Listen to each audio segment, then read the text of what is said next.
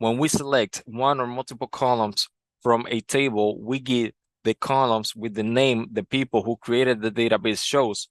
For example, let me give you a scenario here. Let's say that I want to go to the categories table. So I'm gonna select from categories. The table that I want to select is gonna be description. Let me go ahead and run this query. What if instead of calling it description, I want to call this column illustration? I can do that by typing the name illustration and running this query. As you can see, I have the name illustration. However, there are two things that happen here. The first thing that I noticed was that illustration, I spell illustration with a capital I, and here I have an illustration with a lowercase I. To fix this, and what I would recommend to you that you always do is put double quotes in the new name that you want to name it.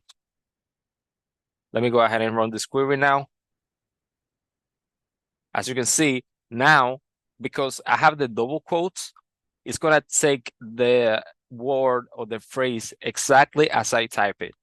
But wait a minute, what if I want to have white spaces in the name I want to use for this column? So first of all, if I take the double quotes and I say illustration of categories, this is not gonna work, and let me show you with the error that we get. We have a syntax error because it doesn't know how to handle everything. To fix that again, we use the double quotes around the whole phrase or the whole name that we want to use. Now, if I go ahead and run this query, now it's gonna work. Now I have the exact name that I typed. The same principle applies when it comes to using functions. We learned about aggregate functions in one of my previous videos. I'm going to insert a link to that video somewhere on the screen. One of the aggregate functions we used in that video was the aggregate function count. So let's say that I want to count how many descriptions we have. I'm gonna go ahead and do count, and I'm gonna count description. Let me go ahead and run this query. So you can see, I have 8 descriptions, but I don't know that by just looking at this table. This table actually just says count, but if I'm looking at this table without looking at the query, I'm not gonna know what count they're talking about. So to fix that, I can actually go ahead and do count, and I'm gonna say number. Let me fix that. I'm gonna say number of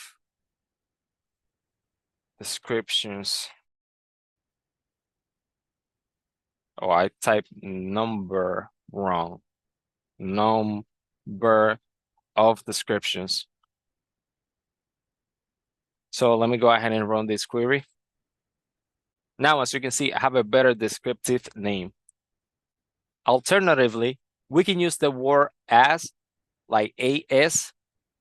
So I can say select count descriptions, and I can say the word as. This is a optional clause. So in many SQL queries that you see from other people, you might see the as statement, but you might not see it too. So either way, it's gonna work. Let me show you. As you can see, it works the same. But using aliases is not only for columns, it is also for tables. And you're gonna say, why would I want to name a table? And let me show you why you want to name your tables. So let me show you something here. So I have the description column.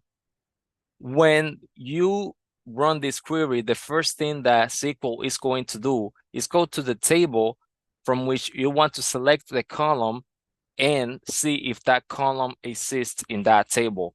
So SQL first looks at the table and then looks at the column, but actually what SQL is doing is saying categories, period, description, and this is actually what SQL is understanding.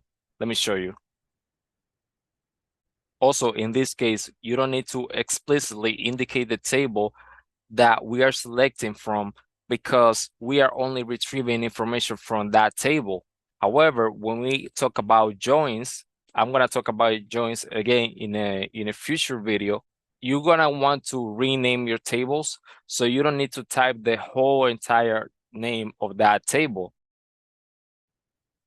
If we give categories a name of just C, why C? Because you're gonna see when you start looking at SQL code, you're gonna see that they many times they use the first letter or the first two letters to shorten the name, and when they're using joins. So I'm gonna show you um, that categories now I rename it C, and let me erase that.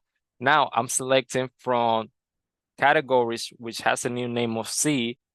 SQL first is gonna look at the table, see that we gave the table a new name, apply that name to the whole table, and inside of that table, look for a column called description.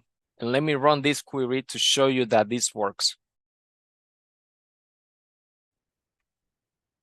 The name that you give it, you need to provide it here too, because if you give the table another name like category, and you misspell category, I'm gonna misspell category on purpose to show you that if you misspell the name, that is that this name needs to be the same name as this name. So we get the error missing from clause entry for table category. So it is looking for a table called category, but it's not finding it because we don't have that table. We have the table category. So if I fix that and run the query again, it's gonna find it. Now, once I use the new name, I gotta stick to that new name, because if I want to say, oh yeah, I'm gonna give this table a new name, but I don't use it here, and I try to access the column with the original name, it's not gonna work now because we renamed that table. And when I say rename, we're not actually renaming the table in the database, but for now, it's a temporary name. For now, we are renaming the table. That's what I mean when I say renaming the table. It's just for display purposes and like for your query, but to rename a table, there are other things that you need to do that I will talk about in the future. You see, now we get another error, invalid reference from clause for the table categories. Said perhaps you meant to use the table aliases category. So when you say alias for the table and you select the columns, use the alias instead of the original name. There we go. Things you should know. These techniques are for display purposes only. We're not changing the actual name of that column or table. I will cover how to change the actual name of columns and tables in a future video. Next, if you want to give an alias to more than one column, you should place a comma after the name you choose, but be careful because if you put a comma before the from clause, you're going to get a syntax error. Finally, aliases are going to be very useful for our next video, which is going to be joins. With that said, This is the Database Dojo. Thank you so much for watching and have a blessed day.